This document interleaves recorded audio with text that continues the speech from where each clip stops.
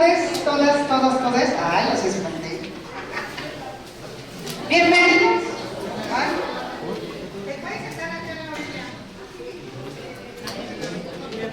Aquí hizo como cortito esto.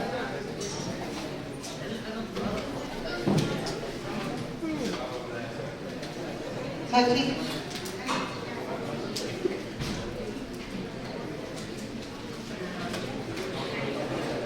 Se me tomó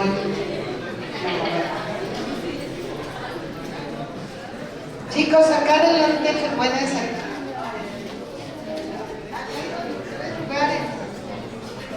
Ahí junto al nombre.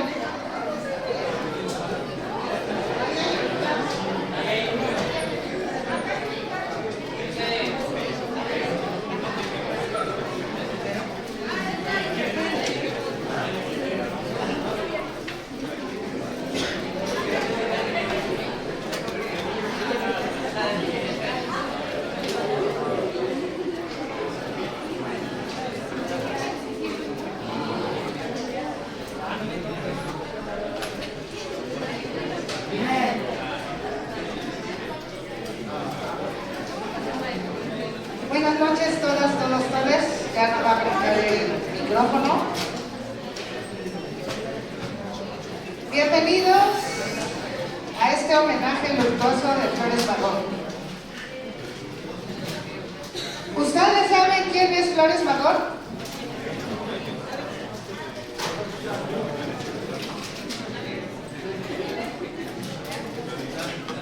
¿Sí saben o no?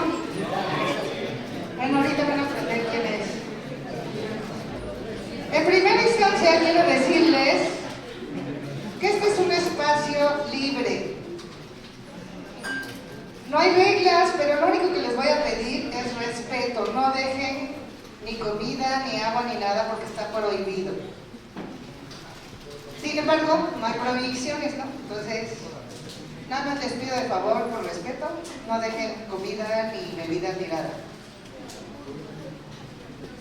Y bueno, le voy a dar la palabra a la profesora Xochitl Pérez, profesora de Historia, que va a ser nuestra moderadora en esta ponencia sobre Flores Magón.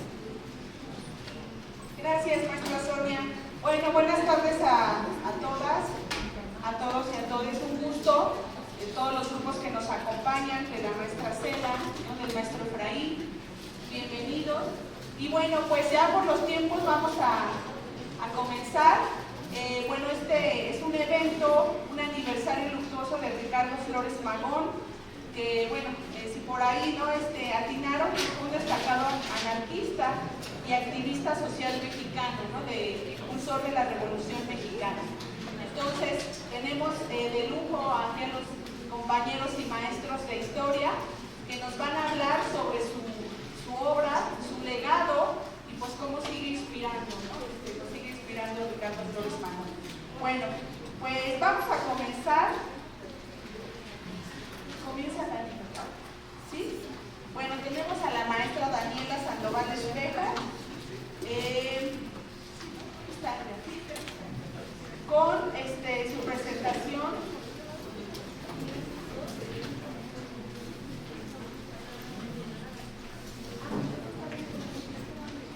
Perdón. ¿Sí? Ok. Bueno, vamos con la maestra Daniela, que nos va a hablar del Partido Liberal Mexicano. Bueno, pues démosles una bienvenida. Maestra Daniela, adelante.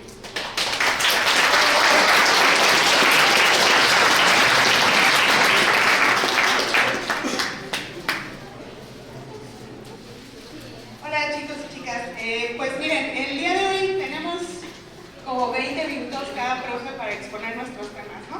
Entonces, no sé si sus profes o profas les dejaron como hacer algún tipo de ejercicio, pero si quieren hacer alguna pregunta, siéntanse en libertad. Bueno, yo les voy a hablar del Partido Liberal Mexicano. Este Partido Liberal Mexicano va a surgir a partir del trabajo de Ricardo Flores Magón, en el que está inspirado justamente este aniversario luctuoso que tuvo a bien el maestro Nolasco a recordarlo, y por eso estamos aquí. Ricardo Flores Magón, junto con sus otros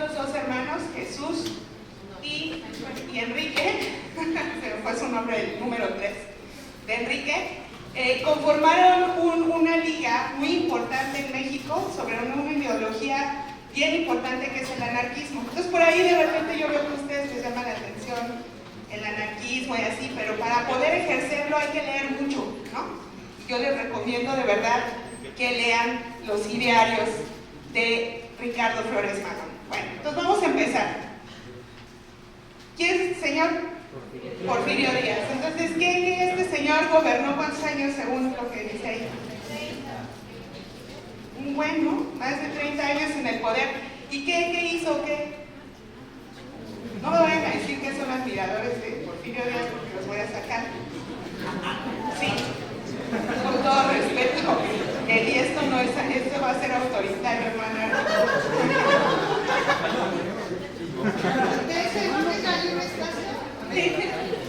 Sus derechos.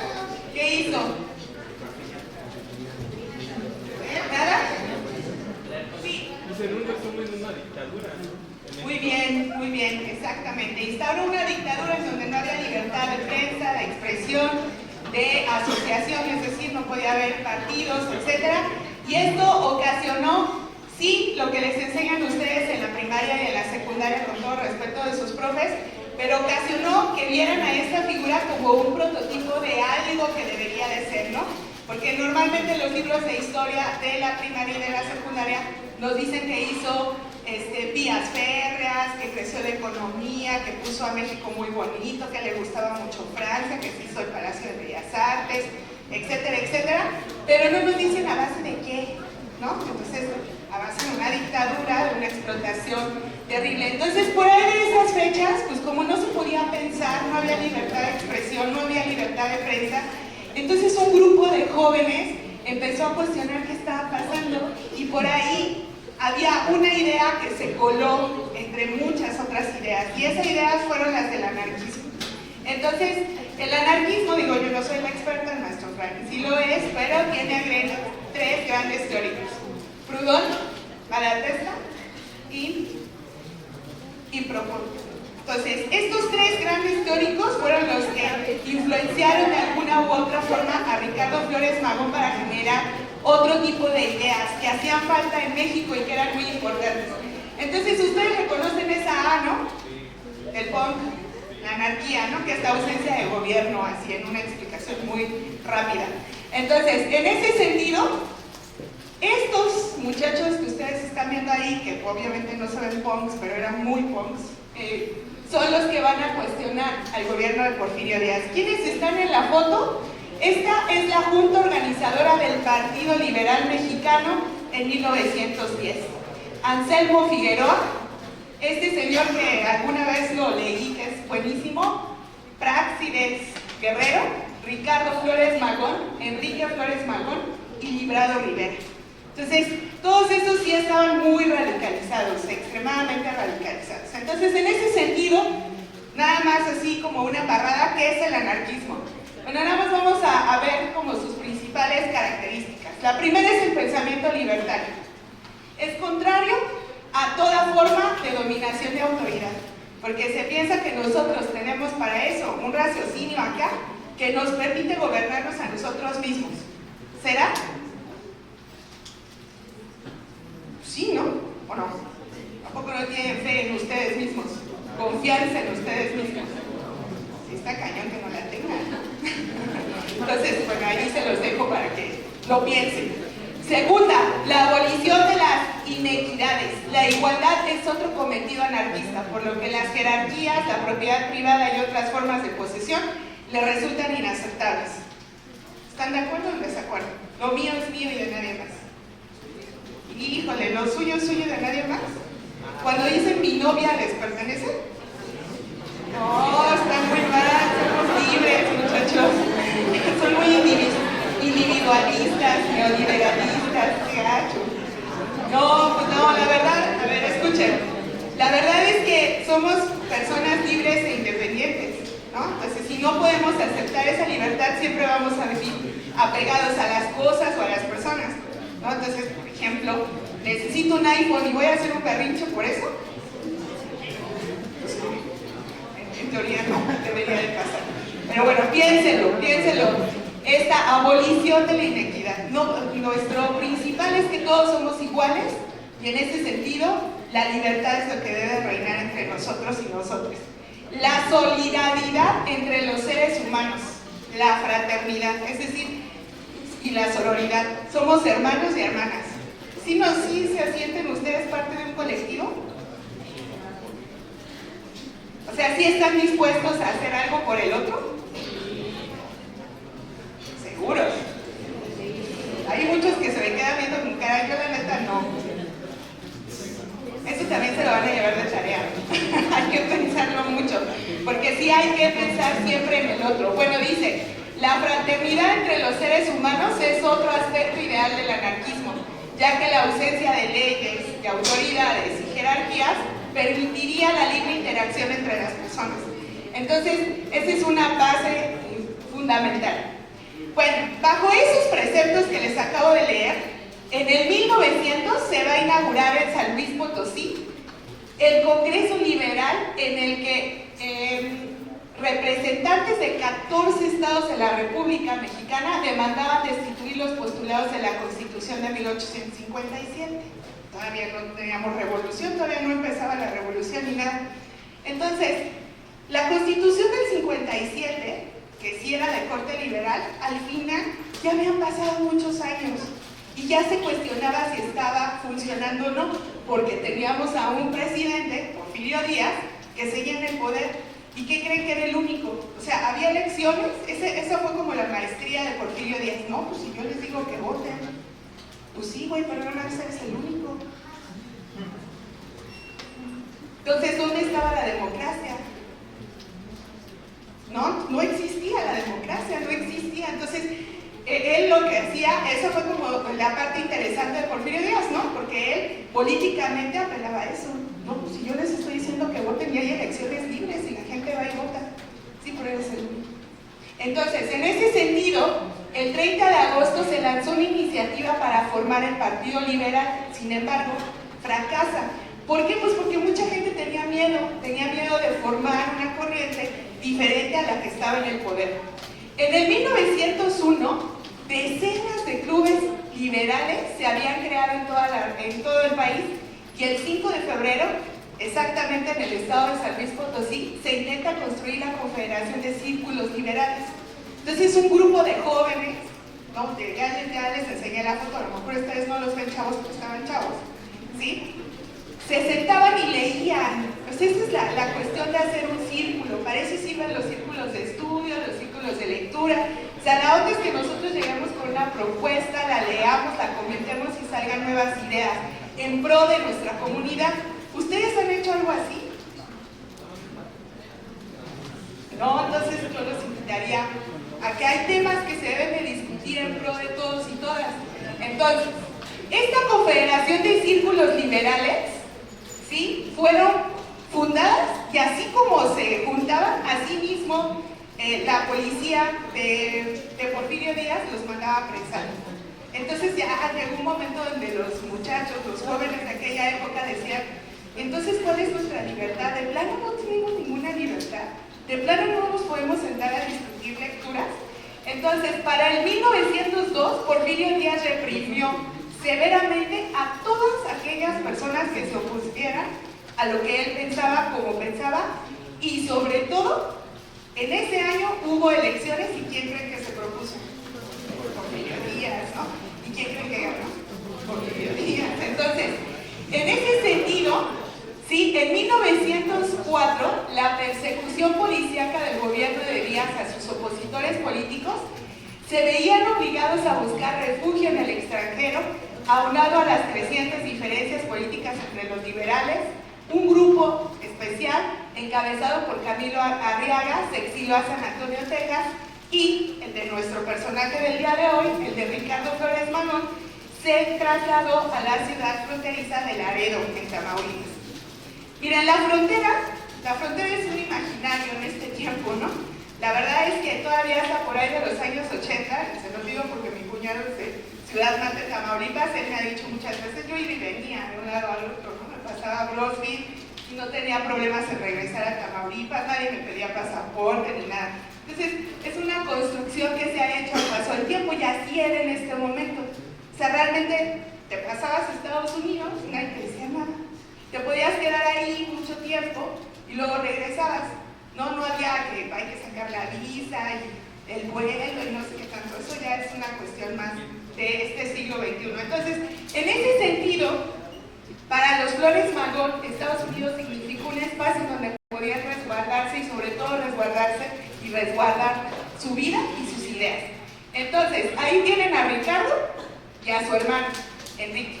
Los agentes de Díaz, apoyados por autoridades estadounidenses, persiguieron que los liberales en Texas, por lo que continuaron trasladándose cada vez más al norte. El punto es que para 1905, en San Luis, Missouri, Estados Unidos, el grupo de los Flores Magón redacta el manifiesto con el que constituye la Junta Organizadora del Partido Liberal Mexicano. Entonces, Ricardo se tuvo que ir de nuestro país temiendo por su integridad física para poder plasmar en un partido que iba a ser la competencia de Porfirio Díaz para que hubiera otra persona por quien votar, por quien decidir allá en Estados Unidos. Entonces, esta junta organizadora consistía en convocar y articular todas las fuerzas opositoras. Y aquí está, miren, se imprime, ¿no? Programa del Partido Liberal y Manifiesto a la Nación. Entonces, vamos a ver. Cuando Flores Magón se junta con un grupo de jóvenes que ya les enseñé en la primera foto para hacer este manifiesto, se va a dividir en diferentes partes. Es decir, lo que estamos acotando aquí es que el Partido Liberal Mexicano se funda en el 1905 y es una oposición plena al gobierno de Porfirio Díaz. Entonces, vamos a ver de qué consistía o en qué puntos tenía relevantes ese Partido Liberal Mexicano.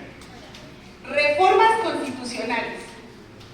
Primer punto que ellos lo vamos a ver dividido en diferentes secciones. Esta es la primera sección. El primer punto es la reducción del periodo presidencial a 4 años. Sin periodo a reelegirse. O sea, no como en los gringos, sino 4 años y ya, adiós. ¿Vale?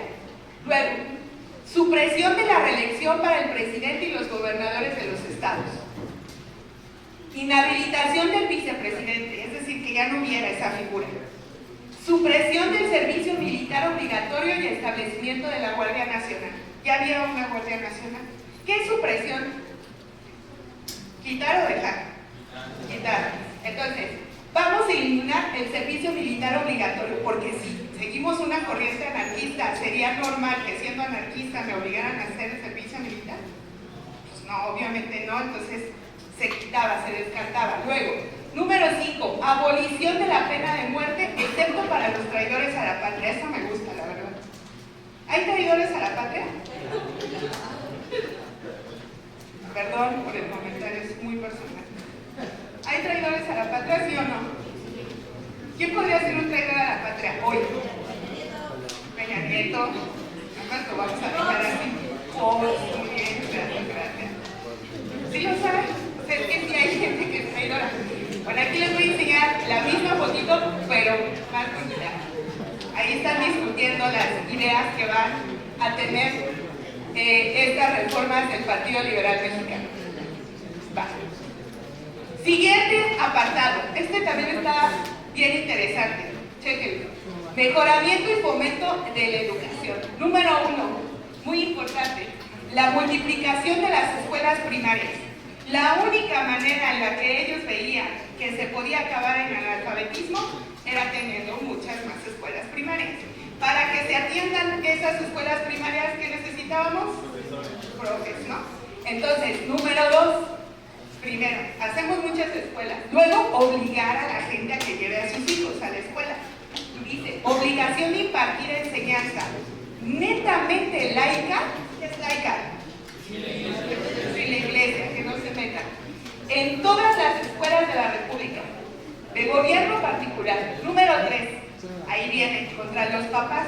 Hasta hoy día, si un papá no manda a sus chicos, hijitos, a la escuela, puede ser objeto de estar incurriendo en un delito, porque viene en la Constitución, la educación es un derecho. Entonces, Entonces, declara obligatoria la instrucción hasta la edad de 14 años, quedando al gobierno el deber de impartir protección en la forma que les sea posible a los niños pobres que por su miseria pudieran perder los beneficios de la enseñanza. Está bien específico. Número 4, esta me gusta. Pagar buenos sueldos a los maestros de instrucción primaria. Entre paréntesis, CCH también. Hace falta. Número 5. Hacer obligatoria para todas las escuelas de la República la enseñanza de los rudimentos, está bien bonita, artes y oficios de instrucción militar y prestar preferentemente atención a la instrucción cívica, que es poco atendida. Ustedes llevaron cívica y ética, ¿sí o no? ¿Les gustaba? A la mayoría no les gusta. Yo daba esa materia cuando trabajé en la secu y estaba bien bonita, me gustaba mucho. Pero ahora ustedes aprenden toda esta cuestión a partir de la enseñanza de la instrucción cívica y ética, ¿no? Que es la ciudadanía, básicamente. Entonces, siguiente apartado. Había muchos extranjeros en México, más de los que hoy ustedes pueden ver por ahí de la Roma y la Condesa, debido a que Porfirio Díaz había dejado entrar a nuestro país a muchos extranjeros. Entonces, pues se veía mucho gringo, mucho español, mucho francés. Entonces, prescribí que los extranjeros, por el solo hecho de adquirir bienes y raíces, se tenían que convertir a ser mexicanos. Si no, ¿qué fregados estaban haciendo aquí?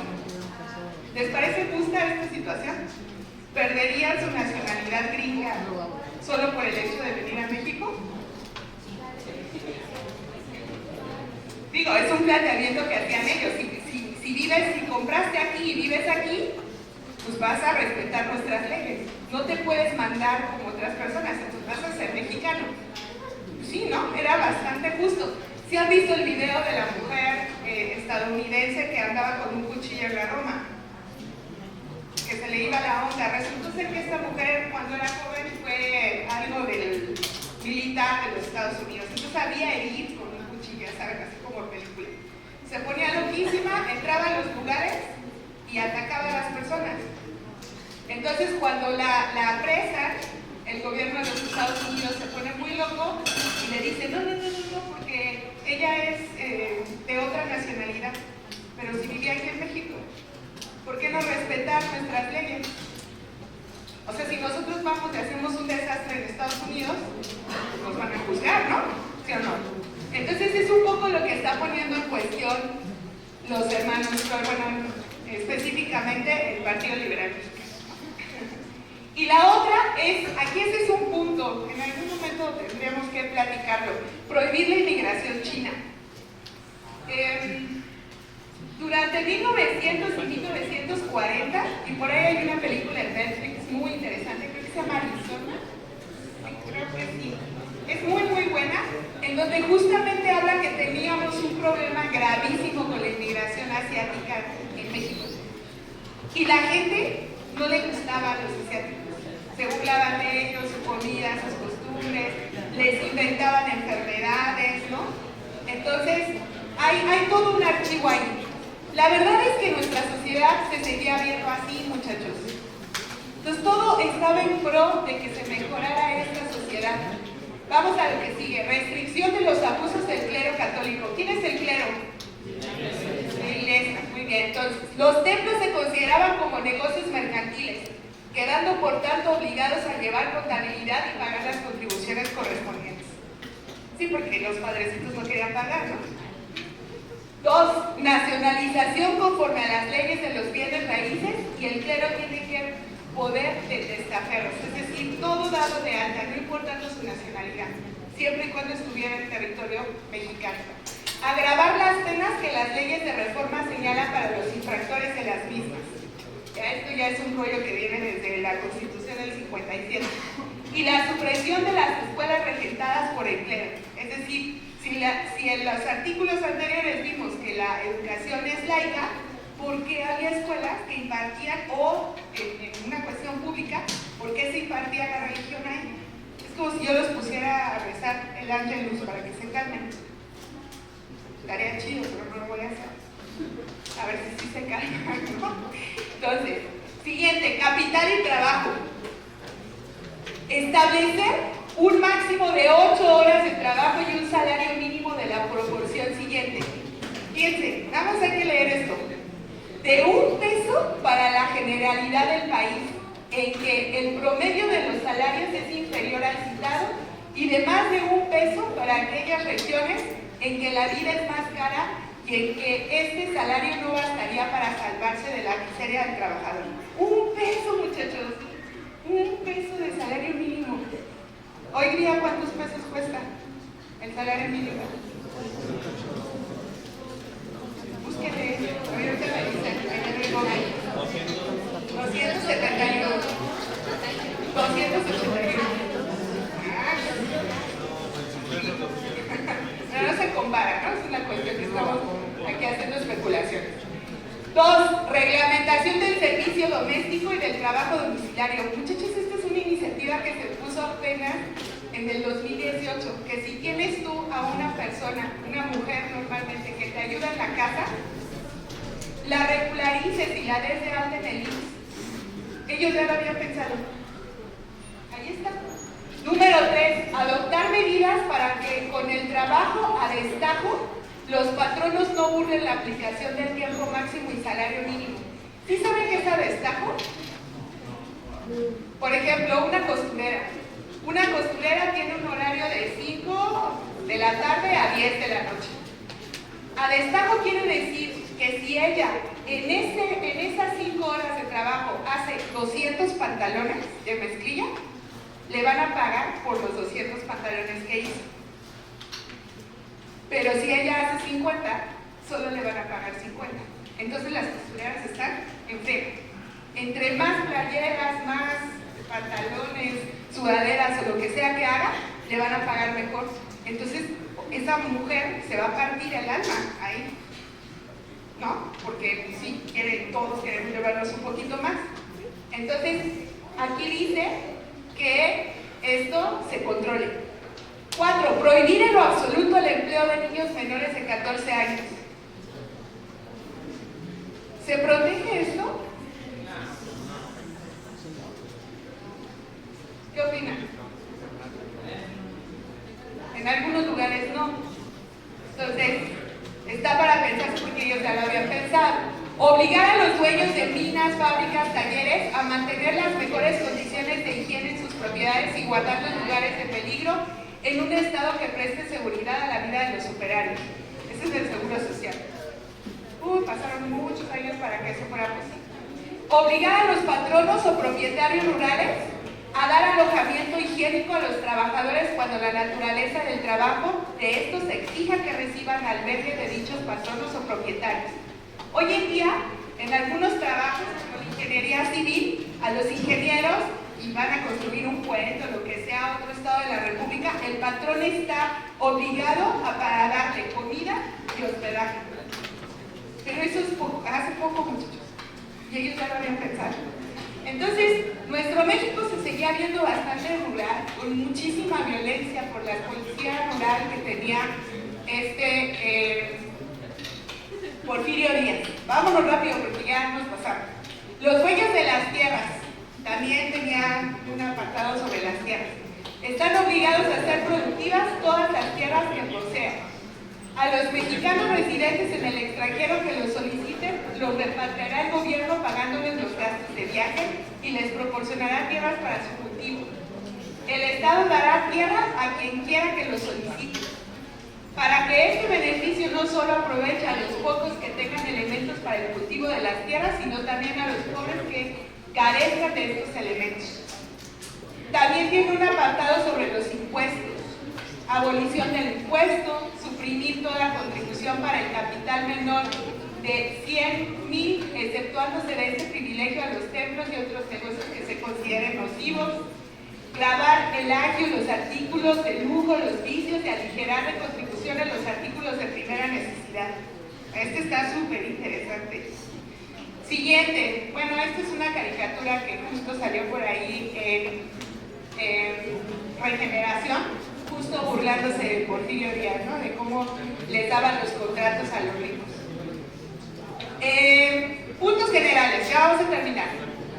Hacer práctico el juicio de amparo, restitución de una zona libre, establecer la igualdad civil para todos los hijos de un mismo padre. Esto está bien interesante, ya había muchos problemas con eso. Suprimiendo las diferencias que hoy establece la ley entre legítimos e ilegítimos. Establecer cuando sea posible colonias penitenciarias de regeneración en lugar de las cárceles.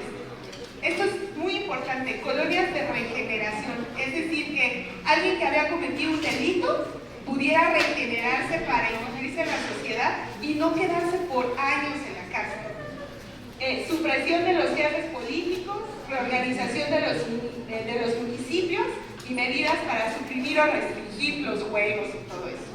Entonces, puntos muy generales, a mí solamente vamos a leer el rojo, dice: al triunfar el Partido Liberal, se confiscarán los bienes de los funcionarios enriquecidos bajo la dictadura actual, y lo que se produzca se aplicará al cumplimiento del capítulo de tierras, especialmente a restituir a los yaquis, mayas y otras tribus, comunidades o individuos los terrenos de que fueron despojados y al servicio de la amortización de la deuda nacional.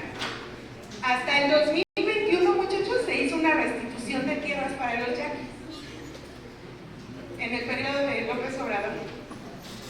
Nada más para que vean que pasaron muchos años para que esto sucediera. Y tenían un logo, el logo es este: Partido Liberal, Tierra y Libertad, obviamente inspirado en Zapata, y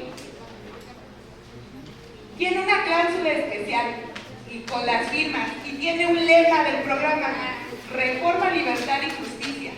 Y aquí están las firmas. Firmó Ricardo Flores Magón, Juan Sarabia, Antonio Villarreal, Enrique Flores Magón, su hermano, Librado Rivera, Manuel Sarabia y Rosalío Bustamante. Y quedó impreso también así: el Partido Liberal Mexicano, con los hombres que le dieron pues, su fundamento, ¿no? Entonces, este Partido Liberal Mexicano, muchachos, en conclusión, fue demasiado liberal, demasiado propositivo para el tiempo que estábamos viviendo. Entonces, al final lo comentamos. Gracias.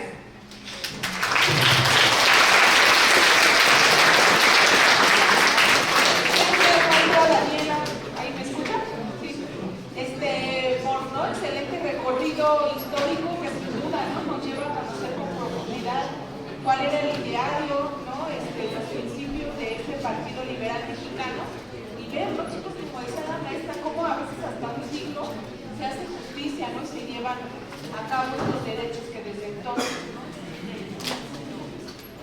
Es increíble, ¿no? Legítimamente, ¿no? Por ejemplo, que se consagren en este partido, hasta apenas se ve, ¿no? Como que algunos se van logrando.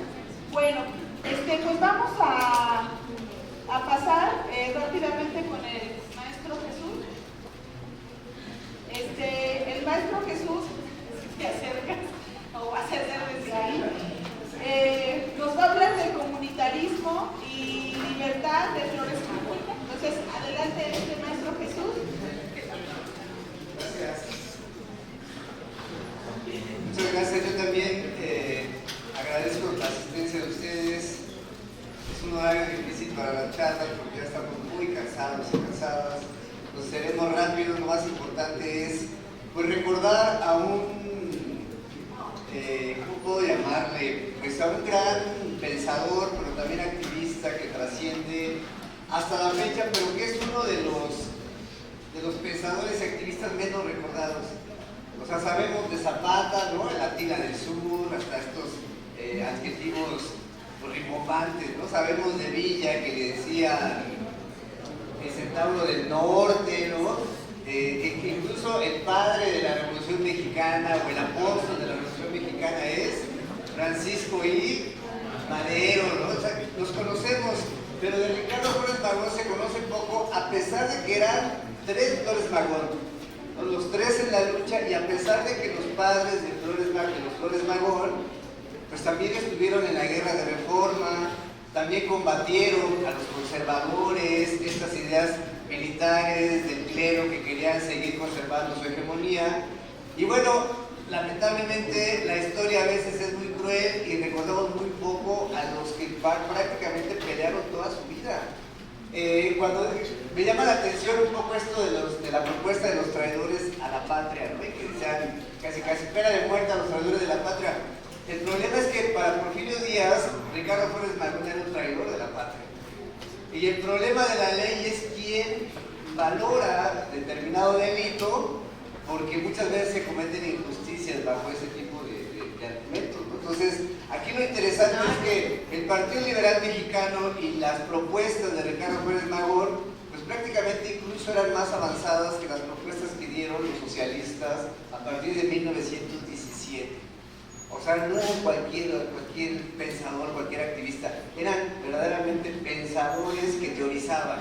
Y un poco por eso viene la idea de hacer este aniversario, bueno, más bien de recordar a Ricardo Flores Magón, más allá de el nombre o estos recordatorios así de hagámosle una estatua, ¿no? O más bien es qué tan trascendente es el pensamiento de Ricardo Flores Magón, porque sí fue de los hermanos más radicales, fue el más consecuente incluso, y fue el que yo consideraría que fue el que se le ocurrieron la mayor parte de ideas que verdaderamente debilitaron ese poder imperial, si podemos llamarlo así, o dictatorial de Porfirio Díaz, ¿no? Bueno, ahí está Porfirio Díaz y este mural que prácticamente le están pidiendo a Porfirio Díaz, un campesino, le está haciendo una petición. ¿Qué opinan acerca de esa imagen? ¿Saben? Así rápidamente, ¿qué les dice el asunto del poder? ¿Qué les dice la postura de Porfirio Díaz?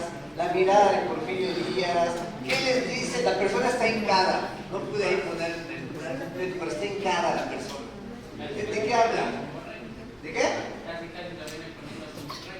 Muy bien, como un rey, y el cuate que le está pidiendo, pues casi está como pidiendo una limosna, ¿no? O sea, era rarísimo que Porfirio Díaz concediera una audiencia.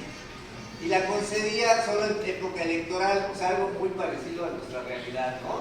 Bueno, en realidad, la libertad del porfiriato era escasa y era solo para unos cuantos, ¿no? ¿Qué dice Turner en el libro de México Bárbaro respecto al porfiriato? Lo califica como una etapa brutal.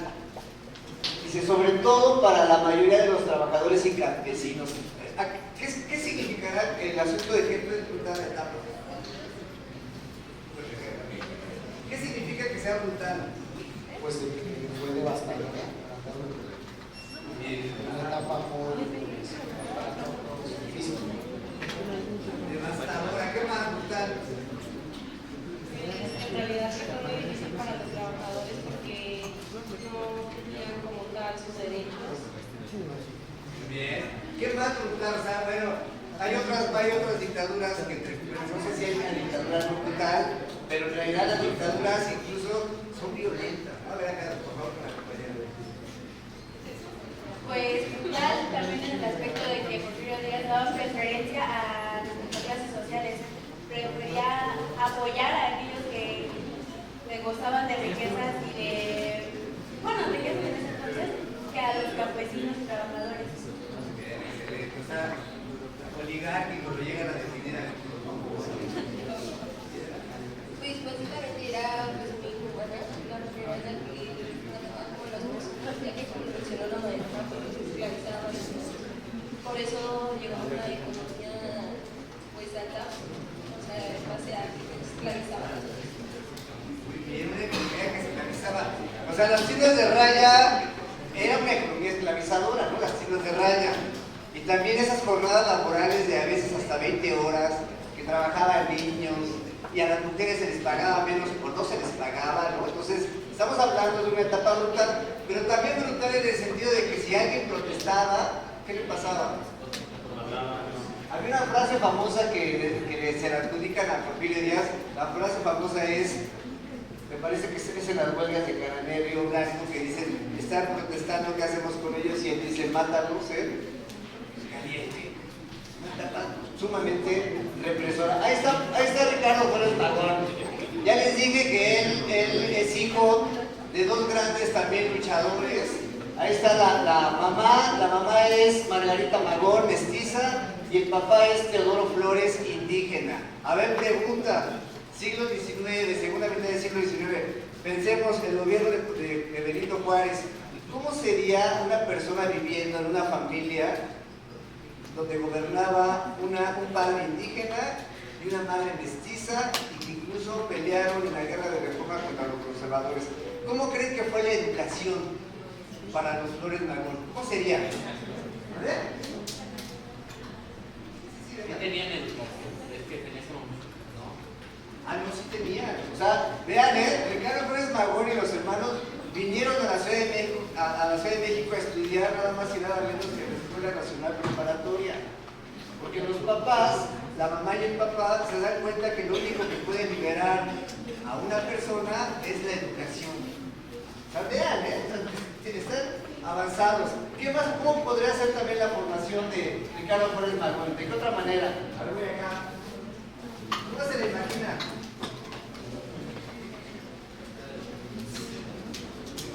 O sea, hijo de un padre indígena, hijo de una madre mestiza. No son clases privilegiadas. Pero yo pienso que la educación de él fue bastante discriminatoria hacia las mujeres. Pero claro, no discriminación, pero no fue. Vamos a dar aquí un elemento importante. Vean dónde vivió. Vivieron su primera infancia, por llamarle de alguna manera, porque vino muy joven. Todavía era un niño cuando llegó a la Ciudad de México. Ricardo Flores Magón, oaxaqueño, vivió en Teotitlán del Camino, un pueblo comunero. Vean, un pueblo comunero donde no conoció el robo, la mendicidad ni las diferencias sociales en ese pueblo. Pero claro que llegando a la Ciudad de México identificó muchísimas relaciones clasistas, sufrió mucha discriminación, pero bueno, la educación le permitió tener argumentos para justificar sus luchas. De hecho, siendo estudiante de la Escuela Nacional Preparatoria, participa por primera vez en un mitin contra una reelección de Porfirio Díaz. O sea, el cuate llega a la Escuela Nacional Preparatoria también para formarse, pero también para formarse políticamente. Y se va a estudiar a la Escuela de Jurisprudencia, que hoy es la abuelita de la Facultad de Derecho. Él quería ser abogado. No logra estudiar Derecho, no lo termina, porque se dedica a la lucha social. Sigo, no, ya casi termino. Ahí está el anarquismo de lo que nos hablaban. Generalmente cuando hablamos de anarquismo, hoy los medios de comunicación, pues luego difaman y dicen que son caóticos, violentos, están embosados, no dan la cara, no tienen ideas, etcétera, etcétera, etcétera. Pero en realidad ellos eran anarquistas. Y el anarquismo, por supuesto, que lo que plantea, así como lo dijo la maestra Daniela, pues es la libertad, no el libertinaje. Habla acerca de la justicia social y está en contra, sobre todo, de la violencia del Estado y de las clases opresoras, ¿no? Dice, la anarquía quiere la igualdad. ¿Y quiénes se benefician con la igualdad si no son los caídos? Decía Ricardo Flores Magón en este famoso periódico que es Regeneración. ¿Por qué lo conocen tantos? O sea, lo conocían más, fíjense, en una población prácticamente analfabeta, lo conocían más a principios del siglo XX que hoy en pleno siglo XXI. Sus ideas las conocían más porque utilizaron los medios de comunicación, sobre todo el periódico, para difundir sus ideas. Porfirio Díaz por eso, porque era la verdad, la comunicación era un genio. Ricardo Flores Magón, Porfirio Díaz casi lo cataloga como el enemigo público del país. Lo encarcela, vive prácticamente más de la mitad de su vida encarcelado, se va a Estados Unidos, sigue publicando el periódico Regeneración y hay un decreto por parte de los tres poderes de la Unión de México en la cual dicen que no solamente van a ir a la cárcel quienes estén produciendo el periódico Regeneración, sino van a ir a la cárcel todos los que lo lean. ¿Sí saben que hoy Donald Trump tiene un decreto muy parecido? El decreto que estableció Donald Trump es que es para los migrantes, pero ¿a quienes están persiguiendo? Sobre todo están persiguiendo a quienes critican la explotación. Y dice en letras pequeñas, no solo es para los migrantes, también para la gente de Estados Unidos, que está, por ejemplo, promoviendo el derecho al aborto, a feministas, el derecho a la igualdad social, entre otras cosas. Sigo. Bueno, ahí está Regeneración, ahí está una portada, vean la portada, la frase famosa de Ricardo Flores Magón es tierra y libertad. Yo ahí tengo dudas, les voy a preguntar a los compañeros maestros, ¿quién influye más en esa frase? Si es Zapata que influye en Flores Magón o Flores Magón influye en Zapata.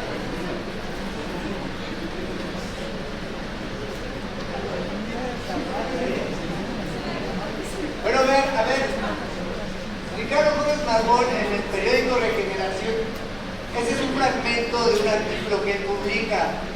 No es feminista, estamos hablando del principio del siglo XX, pero a ver, veamos lo que piensa acerca de la mujer. A ver, vamos a darle lectura aquí, por favor, a esa frase que está. Dale fuerte.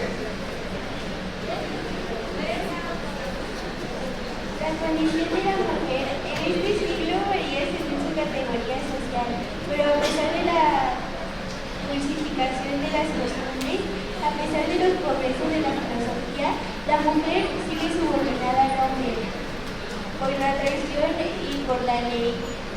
Entrando de menor edad, la ley la pone bajo la tutela del esposo. No puede votar ni ser votada, y para poder celebrar contratos civiles forzosos es que cuente con bienes de fortuna. ¿Sabían lo que dice Ricardo Flores Magón, en pleno principio del siglo XX? Dice, las mujeres tienen que ser propietarias, porque si no, no puede reducirse esa desigualdad. Él lo observa y lo dice claro, no es como el pensamiento del feminista que es 1000 veces más avanzado, pero estamos hablando de un pensador de aquella época mucho más incluyente, que observa otro tipo de desigualdades, que no solamente son las desigualdades de los hombres, ¿no? Termino con esto para darle pie al profesor Efraín. Para Ricardo Flores Magón no basta con que los derechos estén en la Constitución mexicana. Para Ricardo Flores Magón es muy importante la libertad económica. Él decía, los derechos de la Constitución mexicana se pueden denominar como libertad política, pero se necesita la libertad económica. Es decir, sí, en México todas y todos tenemos derecho a la educación, pero ¿qué se necesita económicamente hacer para que todos gocen de ese derecho, todos y todas? ¿Qué se necesita? De nuevo, en México todas y todos tenemos derecho a la educación, pero se necesitan condiciones económicas para que todos ejerzan ese derecho. ¿Qué se necesita hacer?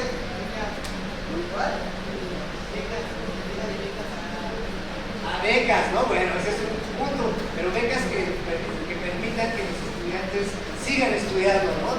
Se necesitan mejores escuelas, mejor infraestructura. Es decir, Ricardo Flores Magón decía, la libertad política debe de tener un sustento material y económico, porque si no solo es discurso. Aquí vamos a leer un texto sobre el derecho a la rebelión, pero por el tiempo me revelo a no leerlo, ¿vale? Al final lo leemos, ¿no? ¿Sí lo leemos? ¿En serio? ¿Sí lo quieren leer? Te quedan 3 minutos. ¿Sí lo quieren leer? Dale.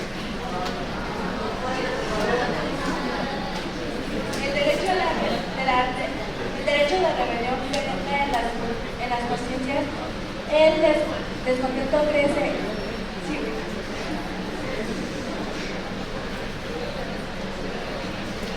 El descontento crece, el malestar se hace insoportable, la protesta estalla y se inflama el ambiente.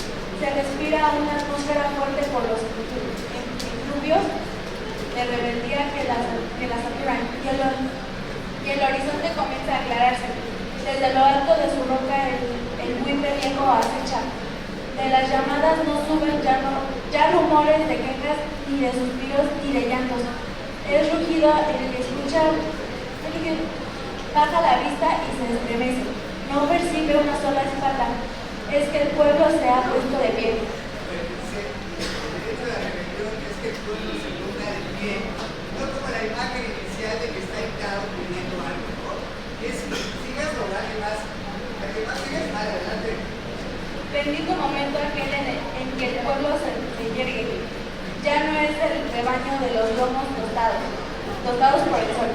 Ya no es la muchedumbre sórdida de resignados y de sumisos, sino la huésped de rebeldes que se lanza a la conquista de la tierra ennoblecida porque al fin piensan hombres. El derecho de rebelión es sagrado porque su ejercicio es indispensable para romper los obstáculos que se oponen al derecho de vivir. Rebeldía, grita la mariposa al romper el capullo que la aprisiona. Rebelde, grita la yema al desgarrarla, la recia corteza que le cierra el paso. Rebeldía, grita el grano en el surco al agrietar la tierra para recibir los rayos del sol. Rebeldía, grita el tierno humano al desgarrar las entrañas maternas. Rebeldía, grita el pueblo cuando se pone de pie para aplastar tiranos y explotadores. Y el buitre viejo acecha desde lo alto de su boca, fija la sanguinolenta pupila del gente que avanza sin darse cuenta del porqué de la insurrección. El derecho de la rebelión no lo entienden los tiranos.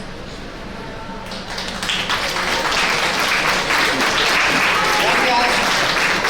Oigan,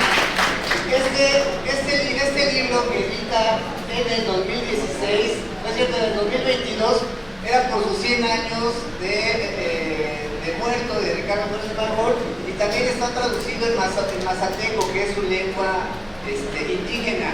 Está en línea, se llama Aquí yace un soñador. Gracias.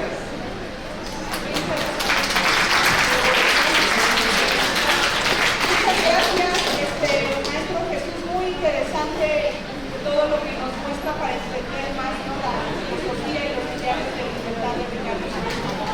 Bueno, rápidamente vamos a pasar con el maestro Efraín. El maestro Efraín nos va a hablar sobre Revolución Anarquista de 1911. Adelante, maestro.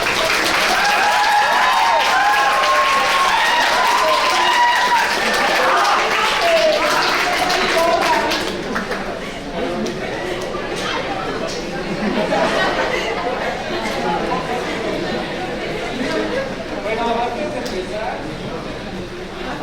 voy a aprender algo porque me nomeo y por favor.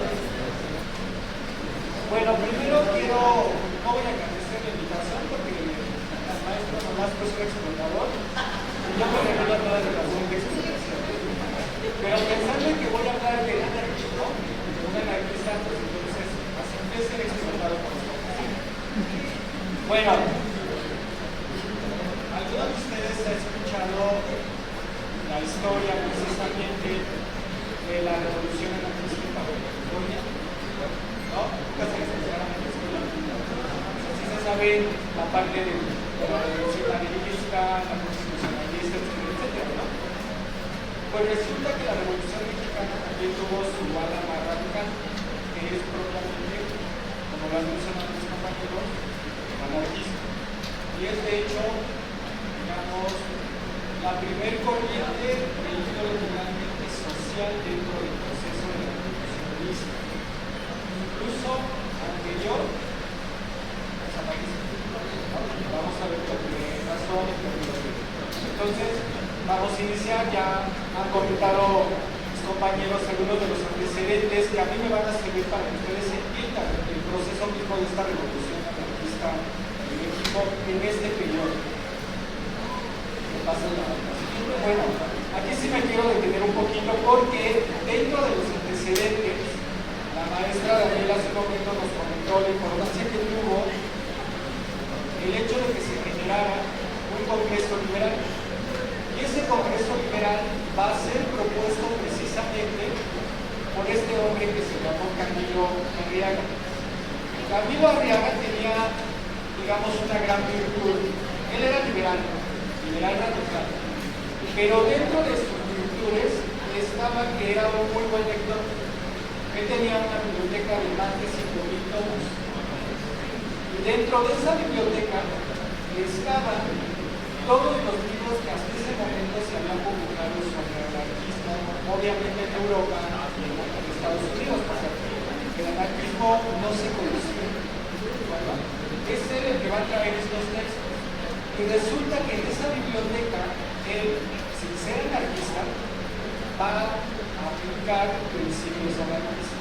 Él dice, si tengo esta biblioteca, tantos libros, de nada sirve que estén ahí observando. Entonces, ¿qué hay que hacer? Abrir mi biblioteca nuevamente. Dentro de los personajes que pasaron por su biblioteca, pues van a aparecer los hermanos Flores Magón, Ricardo, Jesús y Enrique. Pero también van a aparecer personajes como Antonio Villarreal, Praxedes Guerrero, entre otros más que después resulta van a ser zapatistas y que además van a fundar un partido liberal mexicano como lo acaban de decir. Por favor, pase a la siguiente. Bueno, aquí ya la imagen la habíamos presentado con la maestra Dani, ¿no? Que está, digamos, la crema innata del anarquismo. Ahí todavía, digamos, no son anarquistas, y esto ahorita lo voy a explicar, son liberales, radicales, ¿cierto? Pero todavía no son anarquistas. Por favor, la siguiente, por favor. Cuando ellos fundan este periódico de recuperación, lo están pensando en miras, como decían, de atacar a la dictadura. Pero va a pasar un hecho fundamental para los hermanos Flores Magón, particularmente para Ricardo, que va a modificar, digamos, su ideología liberal. Por favor, la siguiente. Y es precisamente este Congreso Liberal. En ese Congreso Liberal ya se están discutiendo las ideas que vienen de Europa, y particularmente las anarquistas. ¿De acuerdo? Va a aparecer un personaje, Robatanati, que era un griego que emigra a este país, pero cuando emigra, literalmente viene con todo el arsenal ideológico del anarquista. Y a partir de él se empieza a expandir la ideología anarquista aquí en México, sobre todo en la ciudad de México. Ahora siguiente, establecen fundan el Partido Liberal Mexicano. Y esto va a ser importante porque para ese momento, 1905-1906, los hermanos Flores Magón y particularmente Ricardo ya no se asumen como liberal, ya se asume como anarquista. ¿Por qué razón? Porque para ese momento Ricardo Flores Magón ya leyó a dos grandes autores del anarquismo, uno y otro, Pedro Kropotkin, ruso, muy buena onda, ¿no? Y el otro, un italiano llamado Enrico Malatesta. En general, un poco nada más para complementar lo que dijo la maestra Daniela, el anarquismo busca dos cosas fundamentales. Una, excluir la propiedad privada, porque es una forma de sometimiento, de explotación económica. Y la otra, eliminar al Estado, porque como institución genera desigualdades políticas y sociales. Si no tenemos Estado y no tenemos propiedad privada, somos capaces de construirnos como una comunidad. Y en esa comunidad todo lo que existe es común a todos, ¿no? Esa es, digamos, la tendencia prácticamente del anarquismo. Por lo tanto, igual que el socialismo o el marxismo, lo que está planteando el anarquismo es llegar a lo que nosotros podemos definir como comunismo. Entonces, el otro antecedente que nos va a ayudar a explicar la revolución como tal es propiamente lo que ocurre en 1910 con Madero, todo el fraude electoral que se da, y esto que es lo que va a generar la promulgación del Plan de San Luis y el llamado al levantamiento armado. A este levantamiento armado cabe señalar los magonistas. Ahora sí ya podemos hablar del bloque magonista anarquista, se va a sumar al Plan de San Luis. No lo desconoce porque ellos están, igual que Zapata, defendiendo la repartición de las tierras. Aunque el propio Ricardo Flores Magón y Anselmo tienen, digamos, sus dudas de lo que puede ocurrir después de que estos revolucionarios comandados por Madero pudieran ganar a la dictadura. Ahí sí tiene su receta, pero vamos a ver cómo lo van a hacer. Como la siguiente. Bueno, acá está Madero votando. Así que, por favor, un llamado al levantamiento armado a través del plan de San Luis. Así que, por favor.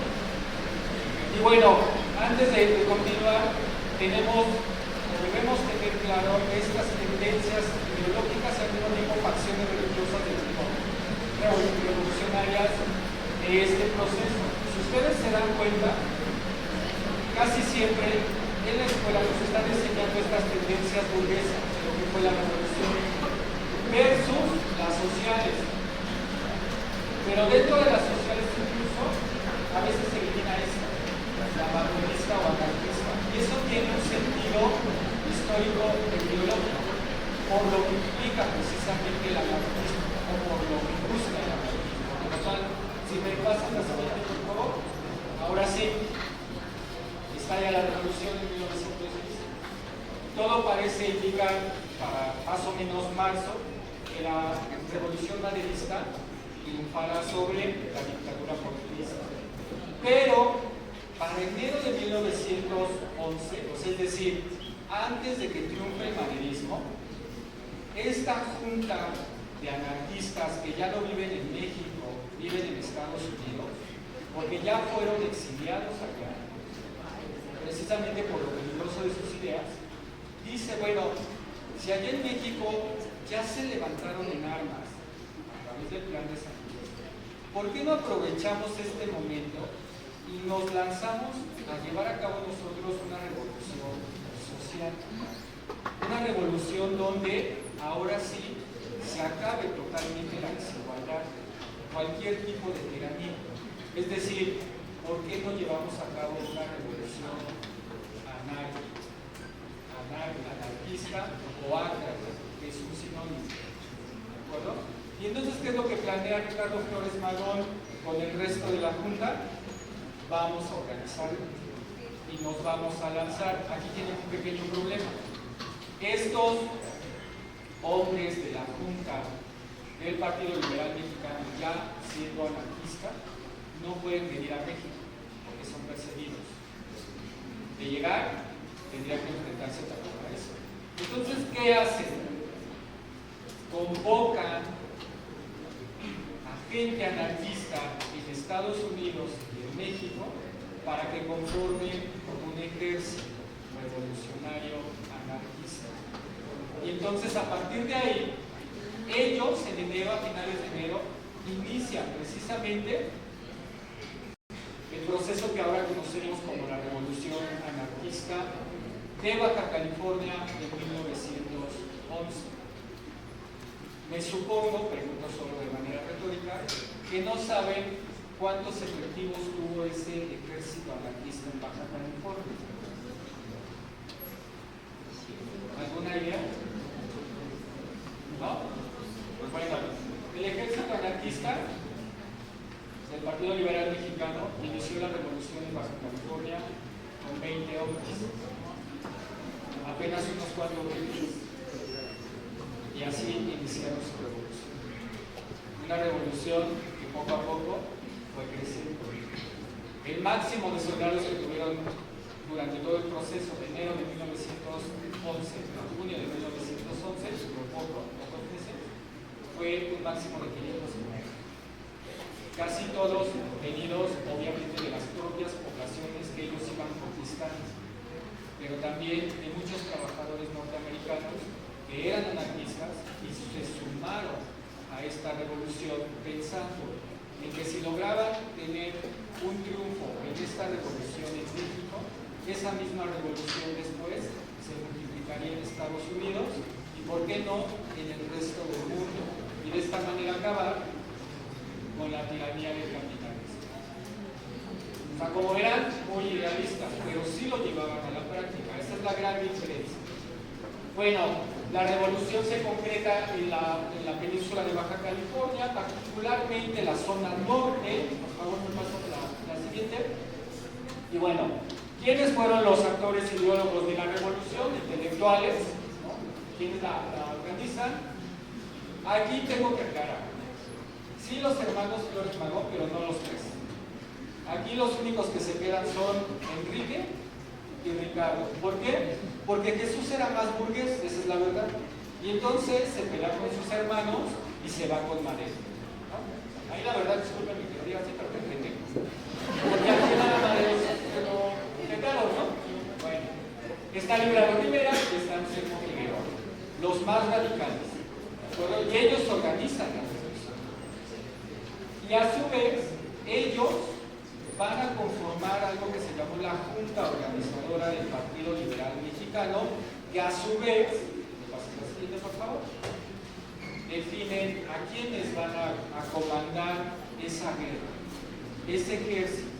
Y como ustedes pueden ver, chequen los nombres, y vamos a ver al final 3 nombres que son importantes: Simon Berthold, William Stanley y Karl Price. Ellos son líderes anarquistas pero norteamericanos y se van a sumar al ejército, y su papel va a ser tan importante que en los 3 casos se van a convertir, digamos, en una especie de generales del propio ejército del Partido Liberal Mexicano. Tenían tal capacidad de discurso y atracción que lograban sumar a las personas de estos lugares a los que iban poco a poco conquistando o tomando. Por favor. Bueno, entonces el proceso de la rebelión o la revolución, aquí hay una discusión. Hay quienes dicen que no fue una revolución, que fue una rebelión solamente por el número de efectivos, por lo que lograron expandirse en el proceso mismo. Sin embargo, si uno atiende al concepto mismo de revolución, siguiendo por ejemplo a Córdoba, la revolución implicaría, y eso lo he mencionado con ustedes, que son mis alumnos y alumnas, es una propuesta de transformación económica, política y social, ¿no? Y lo que ellos están proponiendo en este proceso es eso: transformar política, económica y socialmente a la sociedad, volverla de un capitalismo a un comunismo totalmente. Por eso yo sería el planteamiento, yo apoyo el planteamiento de definirla como una revolución y no como una rebelión solamente, ¿no? En este mapa ustedes pueden ver todas las facciones revolucionarias, prácticamente, pero ¿y dónde aparece la revolución anarquista? En ese mapa. Es totalmente invisible. ¿Por qué? Si es la Revolución Mexicana un hecho histórico fundamental para nosotros en el siglo XX, ¿por qué entonces quitar una parte de esa historia? ¿Qué sentido tiene? ¿Quién lo hace? ¿Podría ser por las ideas que promovía? ¿Por qué, perdón? Por las ideas que promovía, porque no convenía. Porque es una ideología bastante radical, bastante peligrosa. ¿Se imagínense ustedes un CCH anarquista? De entrada ya no tendríamos autoridad. No, ahí está la cuestión. Sí habría autoridad. La habría, porque es necesaria para el anarquismo. Lo que no se generaría es una institución autoritaria. Esa es la gran diferencia, ¿no? Este ya es tema de otro costal. Pasemos, por favor. Bueno, esta es la parte, me la regresas un poco. Son más o menos los municipios en Baja California del Norte que fueron tomados por este ejército anarquista, ¿no? Por favor. Bueno, ¿cuándo ocurre la revolución anarquista? Del 29 de enero al 22 de junio de 1911, poquito tiempo, pero fue fundamental porque estos lugares que ustedes están viendo, desde Mexicali hasta San Quintín, cada vez que se fueron tomando por los anarquistas, literalmente transformaron las relaciones de esos lugares y aplicaron todos los principios anarquistas que ya comentaron ahorita mi compañera Daniela, tanto mi compañero Nolasco. Entonces, ¿qué demostró esa revolución?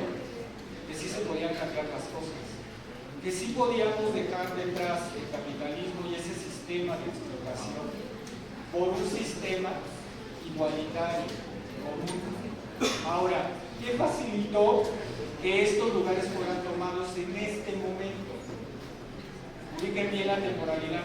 Enero del 11 hasta junio. ¿Qué estaba ocurriendo entre enero y mayo de 1911 aquí mismo? La propia revolución maderista. Entonces, Porfirio Díaz, ¿en qué se iba a preocupar más? ¿En acabar estos rebeldes anarquistas que solo estaban en ese lugar? ¿O acabar con los seguidores maderistas? Pues obviamente me voy por los más importantes, ¿no? Y dejo mientras a esto. Lo que no ubicó Díaz en su momento es que el que iba a perder esa guerra era él. Y una vez que se da este tratado o convenios de Juárez, ahora sí, ¿qué vamos a hacer? Porque tenemos que voltear a este lugar. ¿Y qué es lo que va a hacer Madero con León de la Barra? Vamos a acabar con los últimos rebeldes que tenemos. O sea, es decir, al final, lo voy a decir así, aunque no les guste, a los liberales, Madero acabó traicionando no solo a Zapata, sino también a Ricardo Flores. Y eso sí, güey, la verdad, ¿no? Zapata como sea, pero Ricardo Flores Magón sí, la verdad. Bueno, aquí tenemos fotos, esas ustedes las pueden encontrar en la red sin problema, del momento en el que se estuvo dando la revolución. Por ejemplo, aquí tenemos a Tijuana, como al final este grupo va a tomar literalmente el municipio, y lo primero que van a empezar a hacer es a decomisar todos los recursos que había y que en su mayoría le pertenecían a empresas extranjeras, sobre todo norteamericanos. Pues imagínense, ya están tocando intereses económicos de la potencia. Por favor. Bueno, aquí ya tenemos algunos cadáveres de los caídos, tanto del ejército mexicano como también del ejército del Partido Liberal Mexicano. Aquí tenemos, aparte de los líderes norteamericanos y mexicanos que estuvieron ahí peleando, ¿no? Este hombre que tenemos en medio fue uno de los artífices precisamente del triunfo de esta revolución anarquista durante la época que duró, ¿no? Hay una novela muy bonita, muy conmovedora, que da cuenta de la historia de esta revolución, que se llama Moriremos como soles. Y cuando moriremos como soles, y cuando uno lee el capítulo específicamente de la muerte de, la verdad es que por muy duras que sean, de corazón, acaba llorando. Por favor, la siguiente. Pueden tener más imágenes, por favor, porque ya me están apresurando. Muy bien. Ahora, al final, ¿por qué fracasa la revolución? ¿Por qué no se logró triunfar en esta revolución anarquista? Hay varios factores. El primero tiene que ver con una controversia anexionista. La voy a dejar al final porque voy a hacer un acto de provocación con ustedes. Segundo, por el propio triunfo de la revolución maderista, ¿no? Una vez que triunfa Madero, ahora hay que acabar con el ejército rebelde, y ahora sí le vamos a echar a ese ejército rebelde todo el ejército mexicano de la época. Y el tercer elemento es la falta de comunicación que hubo entre la organización o la junta organizadora de la revolución respecto al ejército que estaba llevando a cabo en sí el proceso revolucionario. ¿Por qué había problemas de comunicación? Porque cuando Madero gana, obviamente el gobierno norteamericano le va a dar el apoyo a Madero. Entonces, ¿qué es lo que hace? Empieza a perseguir a estos líderes en Estados Unidos, a Ricardo Flores Magón, a Anselmo, etcétera, etcétera. Entonces, no había manera de que ellos pudieran establecer una comunicación abierta, franca y directa, ¿no? No había celulares como ahora, no había manera de comunicarse. Entonces, las órdenes que daba la Junta tardaban en llegar al ejército.